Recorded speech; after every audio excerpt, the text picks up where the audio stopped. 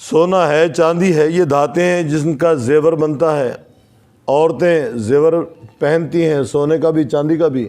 مرد کے لیے ایک مخصوص مقدار میں چاندی پہننی حلال ہے، اس مقدار سے زیادہ حلال نہیں ہے۔ عورت کے لیے سونا حلال بشرط کہ اس سے زکوٰۃ ادا کرے، صاحب نصاب ہو، زکوٰۃ ادا کرے۔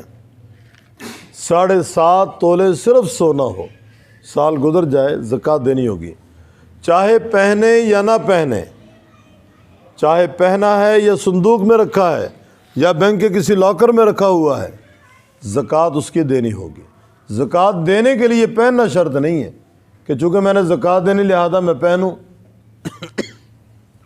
پہنا یا نہیں پہنا، زکوٰۃ دینی ہوگی۔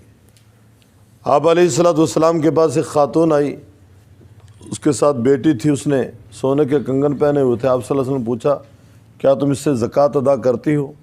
اس نے کہا جی نہیں۔ فرمایا کیا تم چاہتی ہو کہ یہی کنگن تمہارے لیے کل جہنم کی آگ بن کے تمہیں پہنائے جائیں، آگ بنا کر پہنائے جائیں؟ اس نے فوری طور پہ وہ کنگن اتارے اور صدقہ کر دیے۔ تو مرد کے لیے مخصوص مقدار میں چاندی، عورت کے لیے سونا جتنا بھی پہنے، لیکن اس سے زکوٰۃ ضرور ادا کریں۔ اگر زکوٰۃ ادا نہیں کرے گی تو یہی سونا، یہی زیور وبال جان بن جائے گا، باعث وبال بن جائے گا۔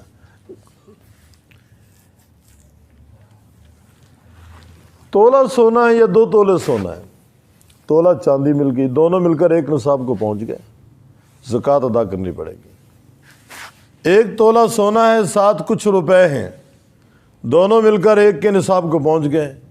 چاندی کا نصاب تقریباً یوں کہہ لیں اگر 1000 روپے تولہ ہے تو 52,000 55,000 روپے کسی کے پاس 100 سال گزر جائے تو زکوٰۃ ادا کرنی پڑے گی۔ صرف چاندی کا نصاب 52.5 تولے ہیں، صرف سونے کا نصاب 7.5 تولے ہیں۔ سونا چاندی دونوں مل کر ایک کو پہنچ گئے، چاندی اور رقم مل کر ایک نصاب کو پہنچ گئے، سونا اور رقم مل کر ایک نصاب کو پہنچ گئے، زکوٰۃ ادا کرنی پڑے گی۔ زکوٰۃ کے لیے سال شرط ہے، قربانی کے لیے سال گزرنا شرط نہیں ہے۔